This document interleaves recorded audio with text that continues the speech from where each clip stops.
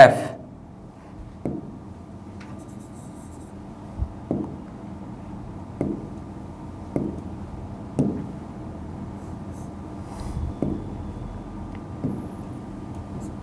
F. अब ध्यान देने की वाली बात भैया ये है, यहाँ से इन दोनों बैटरियों में से अपने को जो बड़ी बैटरी जो होगी, ज़्यादा ईएमएफ वाली बैटरी होगी, उसको अपन मुख्य स्रोत के रूप में मान करके सोल्व कर रहे हैं। हालांकि अपन दोनों से कर सकते हैं, लेकिन अभी जो अपन जो तरीका ले रहे हैं उसमें क्या कर रहे हैं, अपन जो ज़्यादा वोल्टेज वाली बैटरी है उसको अपन काम में ले रहे हैं मुख्य स्रोत के रूप में। तो जाहिर सी बात है, पॉजिटिव इधर है, नेगेटिव इधर है, तो करंट का जो फ्लो होगा वो ऐसे ही होगा। यहाँ आके फिर करंट दो रास्तों में बट गई है। अब मैं यहाँ ऐसे कह दूं कि इधर जो है वो I2 आई है, तो जाहिर सी बात है ऊपर I1 गई है, और इसका मतलब ये हुआ कि यहाँ से I1 प्लस I2 दोनों चली होगी, तो I1 ऊपर चली गई और I2 जो है वो नीचे आ गई।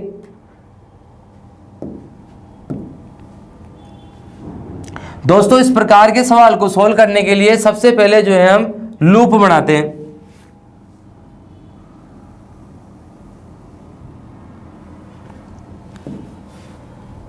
लूप बनाते हैं। तो सबसे पहले मैंने लूप लिया है यहाँ पर, किस प्रकार से जो है वो करंट आई, इस प्रकार से आई और इधर चली गई, और फिर ऐसे उसने सर्किट पूरा किया अपना।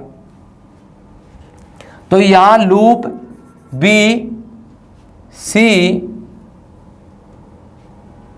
डी ई में,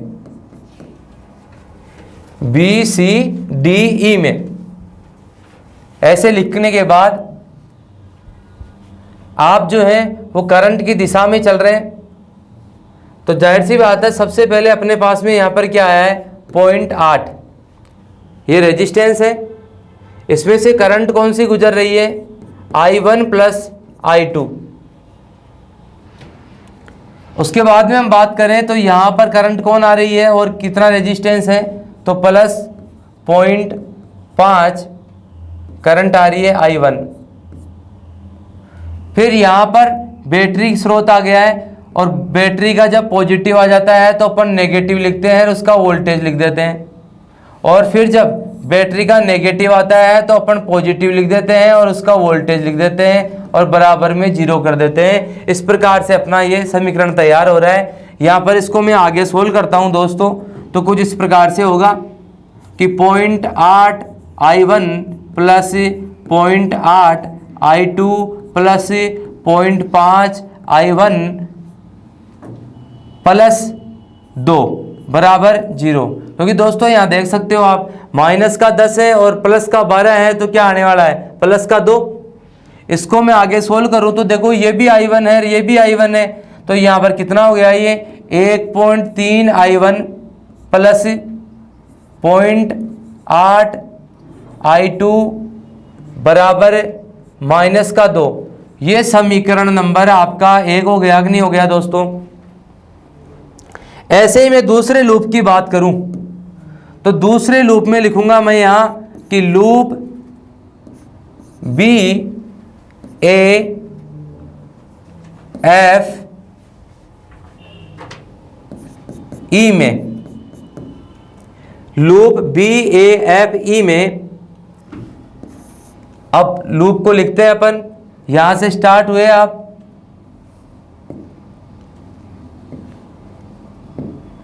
यहां से आप स्टार्ट हुए और इस प्रकार से आप आते हुए इधर से ऐसे आकर के और ऐसे जो है आप लूप को कंप्लीट कर रहे हैं। तो जाहिर सी बात है, सबसे पहले वही 0.8 I1 प्लस I2, फिर उसके बाद में आप आते हैं यहाँ पर प्लस 20 I2, और फिर बैटरी का स्रोत का माइनस चिन्ह आ रहा है, तो इसका मतलब प्लस के 12 बराबर 0। इसको आगे सोल्व करते हैं दोस्तों। तो यहाँ आपके पास में आ रहा है 0.8 I1 plus 0.8 I2 plus 20 I2 plus 12 बराबर 0। अब आप देख सकते हैं यहाँ पर भी I2 है, यहाँ पर भी I2 है, तो आगे सोल्व करेंगे तो 0.8 I1 प्लस 20.8 I2 बराबर माइनस के 12। ये आपका दोस्तों समीकरण नंबर 2 हो गया है। तो इसीलिए मैं दोस्तों बोल रहा था आपको कि ये जो है वो न्यूमेरिकल एग्जामों में अपने सवाल तो है, लेकिन ये अपने आता नहीं है एग्जाम में, क्योंकि इन सवालों की कैलकुलेशन जो है वो बहुत ज़्यादा हो जाती है, इसलिए इतना बड़ा सवाल अपने आएगा नहीं। लेकिन फिर भी आपको बताया गया है यहाँ पर कि इस प्रकार से समीकरण 1 और समीकरण 2 अपन बना लेंगे और दोनों को अपन समीकरणों को रख करके और काट करके और I1 का या I2 का मान निकाल लेंगे। जो भी मान आएगा उसको किसी भी दोनों में समीकरणों में से किसी एक समीकरण में रख करके और अपन जो है वो I1 और I2 दोनों की वैल्यू ज्ञात कर सकते हैं। और I1 और I2 दोनों की वैल्यू ज्ञात हो गई तो मैं कह सकता हूं कि परिपथ में प्रत्येक जगह आपको करंट पता हो गई, और जब करंट पता है, रेजिस्टेंस पता है, तो प्रत्येक जगह आपको वोल्टेज पता हो गए। तो इस प्रकार से दोस्तों आप जो है वो किरचॉफ के नियम को क्या करते हैं, सोल्व करते हैं। बाकी ये सारी जो है वो डिटेल से न्यूमेरिकल की क्लास में आपको कंप्लीट बताया जाएगा। फिलहाल यहाँ पर ये बताया गया है कि किरचॉफ का जो वोल्टेज नियम था, लूप नियम था, उससे किस प्रकार से अपन सवाल को सोल्व करते हैं। तो अब जो आपके पास में ये दोनों समीकरण आ गए हैं, ये दोनों जो आपके पास में समीकरण आए हैं, इन समीकरणों को जो है आप क्या करेंगे, रख करके और काट सकते हैं। तो दोनों में से किसी एक संख्या को बराबर करके अपन काट लेंगे तो अपने पास में I1 का या I2 का मान आ जाएगा, और जो भी मान आएगा उसको दोनों समीकरणों में से किसी भी एक में रखने पर I1 का और I2 का दोनों का मान आ जाएगा। और जब I1 और I2 दोनों का ही मान आ गया तो इसका मतलब प्रत्येक जगह करंट पता लग गई, और प्रत्येक जगह करंट पता लग गई इसका मतलब अपन सब जगह जो है वो वोल्टेज ड्रॉप ज्ञात कर सकते हैं V बराबर IR लगा करके। तो इसका मतलब अपने को किरचॉफ के नियम के अनुसार प्रत्येक स्थान पर, प्रत्येक नोड के ऊपर अपने को करंट और वोल्टेज का पता लग गया है, और यही अपन चाहते थे, यानी कि किरचॉफ का नियम जो है इस प्रकार से हम काम में लेंगे। आगे फिर दोस्तों इसमें देखते हैं हम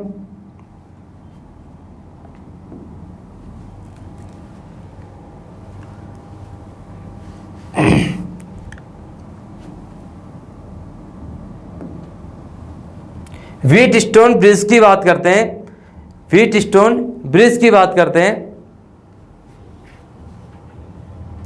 दोस्तों। एक दो शब्द आए थे अपने पीछे, मेरे को याद आ गए हैं, उनको भी मैं बता देता हूं। एक दो शब्द जो होते हैं वो अपने, एक तो नोड लिखा हुआ आया था, एक लिखा हुआ था लूप, एक आता शाखा। तो दोस्तों इनके बारे में भी अपने को थोड़ा थोड़ा पता होना चाहिए कि नोड से मतलब तो क्या है, जंक्शन से है। नोड यानी जंक्शन, यानी जहां से करंट का बंटवारा हो रहा है वो क्या आ गया, वहां पर नोड आ गया है। ऐसे ही बात करूं मैं लूप की, तो लूप जो है एक बंद परिपथ है, एक बंद परिपथ है। लूप का मतलब क्या है, एक बंद परिपथ है। अभी आपने लूप बनाया तो एक बंद परिपथ को अपन लेते हैं, उसको क्या कहेंगे, लूप कहेंगे। दूसरी बात अपन बात करें शाखा की, तो परिपथ का वह भाग, परिपथ का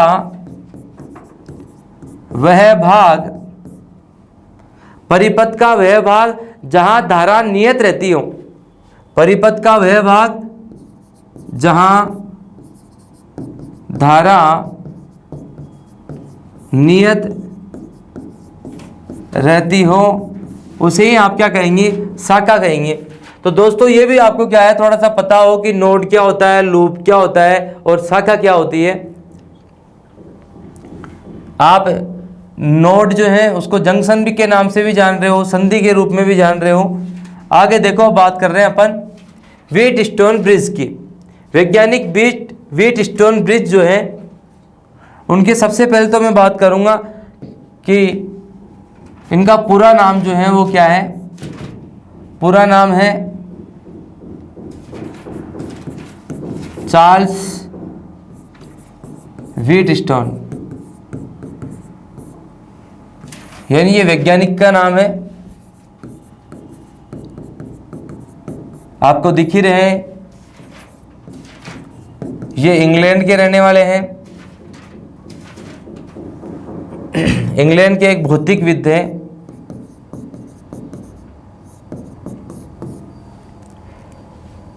इसके अलावा दोस्तों आपको पता होना चाहिए कि व्हीटस्टोन जो है, व्हीटस्टोन नामक वैज्ञानिक जो हैं, उन्होंने एक परिपथ तैयार किया गया, उनके द्वारा एक परिपथ तैयार किया गया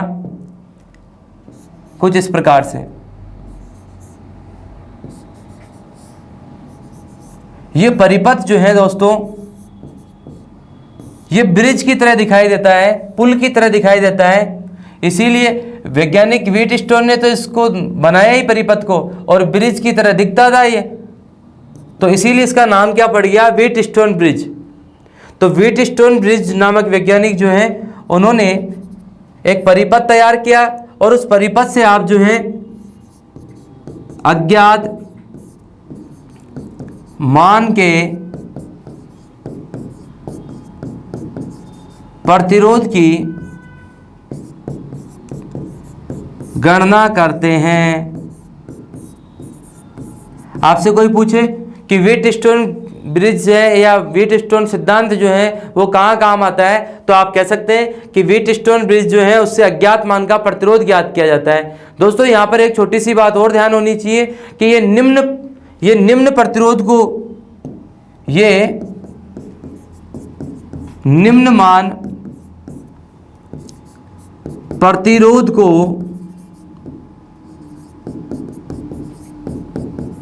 सुगमता से मापन करता है,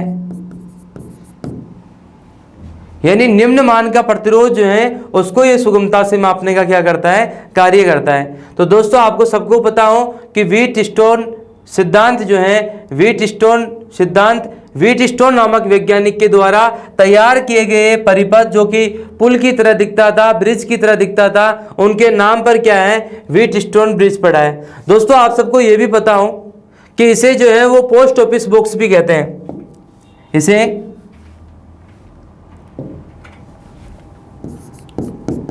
पोस्ट ऑफिस बॉक्स भी कहते हैं। क्यों? क्योंकि दोस्तों ये लेटर पोस्ट करने वाले बॉक्स की तरह दिखाई देता है, और लेटर पोस्ट करने वाले बॉक्स की तरह जब दिखता है तो इसीलिए इसका नाम जो है वो पोस्ट ऑफिस बॉक्स पड़ गया है। तो ये चीज़ आपको एक जानकारी के लिए ध्यान रखनी है। आगे फिर हम बात करते हैं इसके लिए।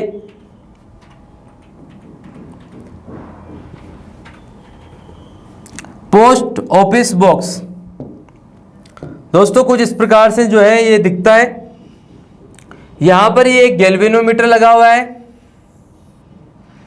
ये इसके रोटरी स्विच है जिसमें ये P और Q का रेशो आर्म है, और ये जो है यहाँ पर R की वैल्यू को निर्धारित करता है, और यहाँ अज्ञात मान का जो है वो प्रतिरोध इन दोनों टर्मिनलों के बीच कसा जाता है, जिसको आप S के नाम से जानते हैं। और ये जो है यहाँ पर दोहरे पुश बटन है, और यहाँ पर जो है वो ऑन ऑफ का आपका क्या है, ऑन ऑफ का स्विच लगा हुआ है जो किसी बैटरी से क्या है, जुड़ा है। इसके पीछे की साइड में दोस्तों कोई बैटरी भी लगी हुई है। अब बात करते हैं कि ये कैसे होगा, इसकी संरचना कैसी होगी। तो दोस्तों कुछ इसका डायग्राम जो है वो कुछ इस प्रकार का है।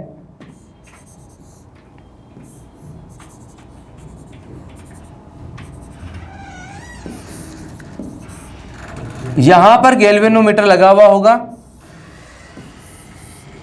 यहां दोहरे पुश बटन लगे हुए हैं, और ये बैटरी स्रोत लगा हुआ है।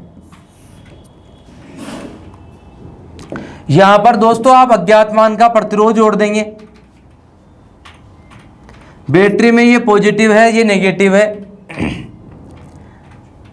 ध्यान दें आप, P और Q जो रेशो आर्म है, तो इसमें ये P है और ये Q है। जैसे मान लो यहाँ पर लिखा हुआ है इसके अंदर, यहाँ पर इसमें पॉइंट लगे हुए हैं चारों ओर, तो इन पॉइंटों में जैसे यहाँ वाला पॉइंट था उस पर लिखा हुआ है 0.001, तो इसका मतलब ये रेशो आर्म है दोस्तों। तो इस पॉइंट को जब मैं हटाता हूँ तो जाहिर सी बात है इसके स्थान पर यहाँ पर क्या लगाऊंगा, 3 जीरो लगाऊंगा मैं। तो यानी रेशो आर्म में जो है वो क्या आया, 1/1000 आया। P बटा Q का आप रेशो आर्म कह रहे हैं, इसका मतलब P तो क्या है 1 और Q कितना है 1000। इसी प्रकार से मान लो दूसरे पॉइंट की बात करूं मैं दोस्तों, तो दूसरे पॉइंट के ऊपर क्या लिखा हुआ है 0.01। तो जाहिर सी बात है इस पॉइंट को मैं हटाऊंगा तो यहाँ नीचे कितना हो जाएगा 100। तो यानी कि 1/100 लिखा हुआ है वो P और Q का क्या है रेशो है। तो इसमें P तो कितना है 1 है और Q कितना है 100 है। तो इस प्रकार से ये रेशो आर्म है और ये P और Q रेशो आर्म है जो एक ही रोटरी स्विच के द्वारा जो है वो परिवर्तित की जाती है। अब बात करता हूं मैं आगे। ये रोटरी स्विच जो है वो चारों के चारों वो ये हैं, यानी ये परिवर्तित प्रकार के हैं। सबके ऊपर मैं एरो बना देता हूं तो परिवर्तित प्रकार के हुए कि नहीं हुए। तो ये आपको पता होना चाहिए कि मैं जितने ज़्यादा रखूंगा, जितना ज़्यादा प्रतिरोध जोड़ के रखूंगा, उतना ज़्यादा आपका व्हीटस्टोन सुगराई होगा, निम्न मान को मापने वाला होगा। तो यहाँ मैंने 4 लगाए, कोई ज़रूरी नहीं है कि 4 ही होते हो, कई के अंदर जो है ये 7 भी होते हैं, कईयों में 5 भी होते हैं, कईयों में 2 भी हो जाते हैं। तो जाहिर सी बात है ये जितने ज़्यादा आप रखते हो उतना ही आपका जो है इस वाली लीड के अंदर क्या है रेजिस्टेंस का मान बढ़ रहा है, और रेजिस्टेंस का मान बढ़ रहा है तो आप निम्न मान का प्रतिरोध जो है वो ज़्यादा से ज़्यादा माप सकते हो। अब यहाँ पर आपको दिखाया गया है पुश बटन। तो ये आपको दोस्तों यहाँ पर पुश बटन बताया गया। दोहरे पुश बटन इसलिए लगे हुए होते हैं, दोहरे पुश बटन दोनों को एक साथ दबा करके काम लिया जाता है, क्योंकि दोहरे पुश बटन को दबाने से सर्किट लंबे समय तक जो है वो ऑन नहीं रहता है, दोनों में से कोई ना कोई एक जो है वो ऑफ हो जाता है। और अपन ये इसलिए चाहते हैं क्योंकि आप सबको पता होना चाहिए, मैं इन दोनों की जगह यदि इन दोनों की जगह में वन वे लगा देता, वन वे स्विच लगा देता, तो जाहिर सी बात है उसको आप ऑन कर देते परमानेंट ऑन रह जाता, ऑफ करते परमानेंट ऑफ रह जाता। लेकिन वो लंबे समय तक क्या करता, वो लंबे समय तक सर्किट को ऑन रखता, और लंबे समय तक सर्किट ऑन होता। तो दोस्तों आप सबको पता होना चाहिए H = I² RT, मतलब कि करंट जो है उसमें निरंतर बहती रहेगी तो उसमें ऊष्मा पैदा होगी। और दोस्तों ऊष्मा पैदा होने से आप सबको पता होना चाहिए कि ऊष्मा टेम्परेचर बढ़ेगा तो रेजिस्टेंस जो है वो कुछ पदार्थों का बढ़ जाता है और कुछ का कम हो जाता है, क्योंकि कुछ पदार्थ पीटीसी वाले होते हैं, कुछ एनटीसी वाले होते हैं। इसलिए जो है आप क्या कर रहे हैं यहाँ पर दोहरे पुश बटन की व्यवस्था कर रहे हैं ताकि वो बहुत ही कम समय के लिए क्या करे सर्किट को ऑन करे। सर्किट को कम समय के लिए ऑन करेगा तो जाहिर सी बात है उसमें ऊष्मा कम पैदा होगी, ऊष्मा कम पैदा होगी तो उसकी रियल वैल्यू निकल के सामने आएगी, यानी जो प्रतिरोध नापा जाएगा वो रियल वैल्यू होगी उसकी। तो इसलिए आप जो है यहाँ पर दोहरे पुश बटन की व्यवस्था कर रहे हैं। यहाँ ये जो बैटरी लगी हुई है दोस्तों, ये पीछे की साइड में सेल लगे हुए हैं वो बैटरी है। और यहाँ आप अब गैल्वेनोमीटर की बात करते हैं तो मैं अलग से कर रहा हूँ, यहाँ पर गैल्वेनोमीटर के लिए मैं अलग से चर्चा कर रहा हूँ। गैल्वेनोमीटर, सबसे पहले आपको यह पता होना चाहिए कि गैल्वेनोमीटर होता क्या है। तो गैल्वेनोमीटर के लिए मैं परिभाषा में कहूंगा विद्युत धारा का सूक्ष्म विक्षेप दर्शाने वाला यंत्र गैल्वेनोमीटर कहलाता है। बिल्कुल दोस्तों, ये सूक्ष्म विक्षेप को दर्शाने वाला है, सूक्ष्म विक्षेप को केवल दर्शा रहा है। और ये प्राथमिक प्रकार के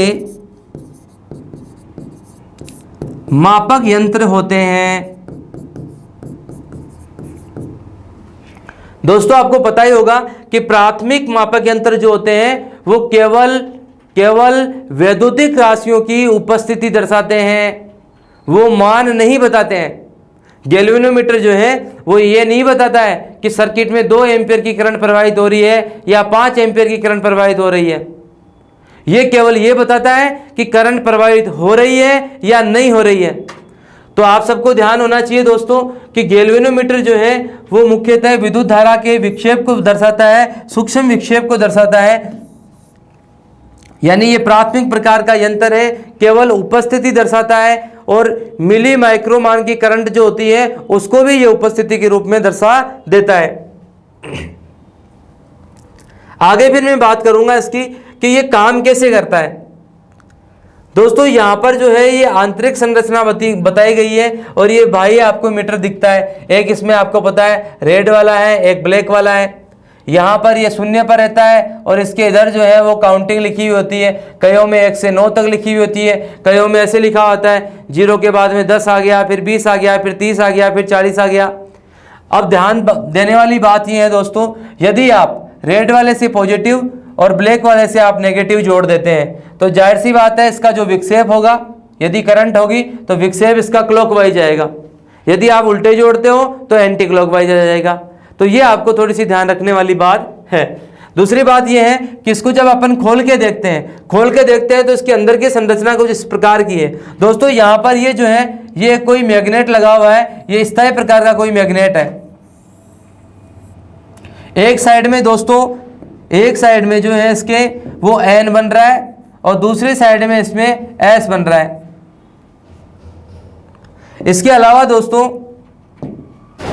यहां पर जो है इसके अंदर एक धुरा है, उस धुरे के साथ में एक कॉइल लिपटी हुई है और उसी के साथ में एक संकेतक जो है वो शून्य के ऊपर, पूर्वांकित पैमाने के ऊपर जो है शून्य के ऊपर टिका हुआ है। दोस्तों यहां पर जो कॉइल लगी हुई है उस कॉइल से दो सिरे आ रहे हैं। एक सिरा इस टर्मिनल के साथ जुड़ा हुआ है और दूसरा सिरा जो है वो इस वाले टर्मिनल के साथ जुड़ा हुआ है। यानी मैं ऐसे कह सकता हूं कि ये जो है वो काले वाला टर्मिनल है और ये जो है वो लाल वाला टर्मिनल है। मतलब ये पॉजिटिव से जुड़ने वाला टर्मिनल है और ये नेगेटिव से जुड़ने वाला टर्मिनल है। दोस्तों जब आप इसको सर्किट में लगाते हैं, मान लो ये कोई लोड था आपका, इस लोड के साथ में आपने इसको जिस प्रकार से लगा दिया, इसको यहां पर आपने सप्लाई दे दी। दोस्तों आप सबको दिखाई दे रहा होगा कि यहां से जैसे ही सप्लाई जाएगी तो करंट गुजरेगी और करंट जब गुजरती है तो यहां फ्लक्स बनता है और जब फ्लक्स बनता है तो ये स्थायी प्रकार के फ्लक्स के साथ में प्रतिक्रिया करता है और फ्लक्स के साथ में जब प्रतिक्रिया करता है तो पूर्वांकित पैमाने के ऊपर क्या करता है, विक्षेप दर्शाता है। ये विक्षेप जो है वो डिपेंड करता है कि आपने पॉजिटिव से पॉजिटिव को जोड़ा है या पॉजिटिव से नेगेटिव को जोड़ दिया, तो उसके ऊपर डिपेंड करता है कि विक्षेप जो है इसका जो क्लॉकवाइज होगा या एंटी क्लॉकवाइज होगा। तो ये आपको यहाँ पर ध्यान रखने वाली बात है। तो ये कुछ इस प्रकार से कार्य कर रहा है कि जैसे करंट का प्रवाह होगा, सूक्ष्म करंट का प्रवाह होगा, बहुत थोड़ा करंट का प्रवाह होगा, तो भी ये जो है इस मुख्य चुंबकीय क्षेत्र के साथ, इस स्थायी प्रकार के चुंबकीय क्षेत्र के साथ प्रतिक्रिया करता है और प्रतिक्रिया के परिणाम स्वरूप जो है वो विक्षेप को दर्शाता है। और जब इसमें करंट का मान शून्य होगा,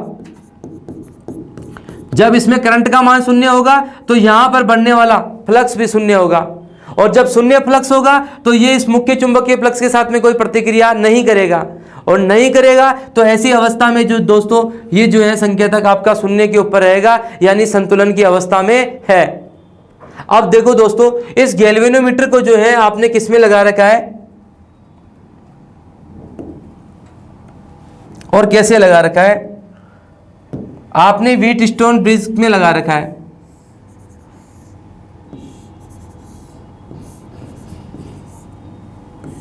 यहां आपने गैल्वेनोमीटर लगा रखा है, यहां आपके पुश बटन लगे हुए हैं, यह आपका स्रोत लगा हुआ है, यहां आपने अज्ञात मान का प्रतिरोध लगा दिया है, यह पॉजिटिव नेगेटिव। दोस्तों मैं जैसे ही पुश बटन को दबाता हूं, पुश करता हूं, तो जाहिर सी बात है सर्किट क्या होगा, ऑन होगा। सर्किट ऑन होगा तो जाहिर सी बात है करंट का फ्लो होगा। अब देखो दोस्तों सीखने वाली बात क्या है, जो P है, Q है, R है, S है, चार जगह रेजिस्टेंस लगे हुए हैं। यहां पर ये R जो है उन चारों की वैल्यू है। अभी आपने 4 रोटरी स्विच देखे थे तो मैं कह सकता हूं कि ये R1 plus R2 plus R3 plus R4, इन सब की वैल्यू जो है वो है R। लेकिन आपको यहां पर जो सीखनी है वो क्या सीखना है, ध्यान दें, इन दोनों का रेजिस्टेंस और इन दोनों का रेजिस्टेंस। दोस्तों इन दोनों का रेजिस्टेंस और इन दोनों का रेजिस्टेंस जब बराबर हो जाता है तो उस समय गैल्वेनोमीटर जो है उसका संकेतक जो है वो शून्य के ऊपर होता है। यानी ये संतुलन की स्थिति में होगा तो शून्य होगा। या फिर इसको मैं ऐसे भी कह सकता हूं, या फिर मैं इसको ऐसे भी कह सकता हूं कि ये दोनों और ये दोनों प्रतिरोध में जब बराबर होंगे तो ऐसे में आपका गैल्वेनोमीटर का संकेत जो होगा वो क्या होगा, शून्य होगा, 0 होगा।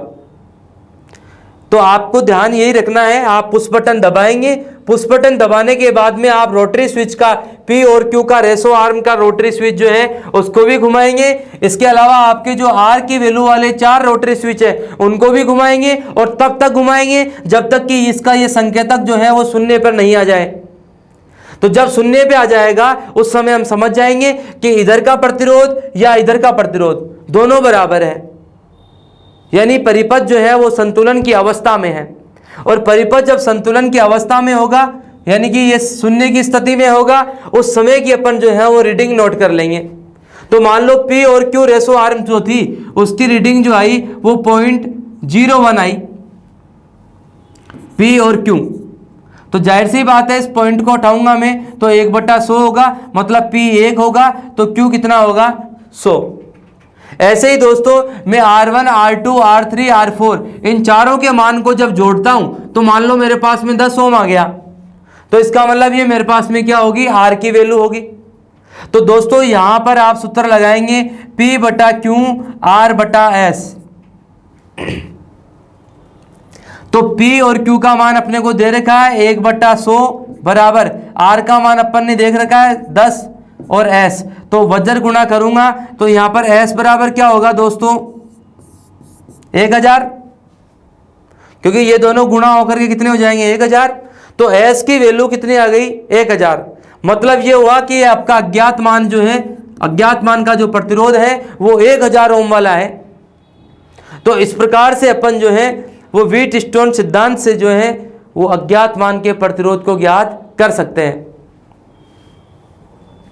दोस्तों इसको और थोड़े नए सिरे से सीखें, क्योंकि अपने को कंफ्यूज हो जाता है और फिर हम कर नहीं पाते हैं। पहली बात तो ये कि इसमें कौन कौन से सवाल और कैसे कैसे पूछे जा सकते हैं। 2 तरीके से प्रश्न पूछे जाते हैं, पहला तरीका और दूसरा तरीका।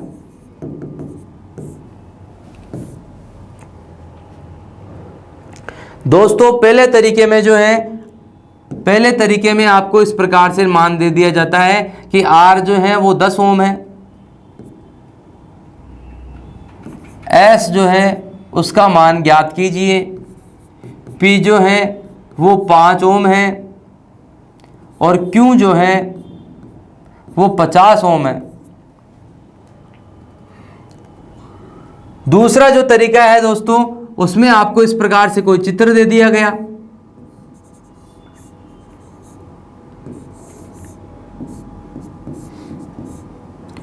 यहां पुश बटन लगा दिया मैंने, ये गैल्वेनोमीटर लगा हुआ है,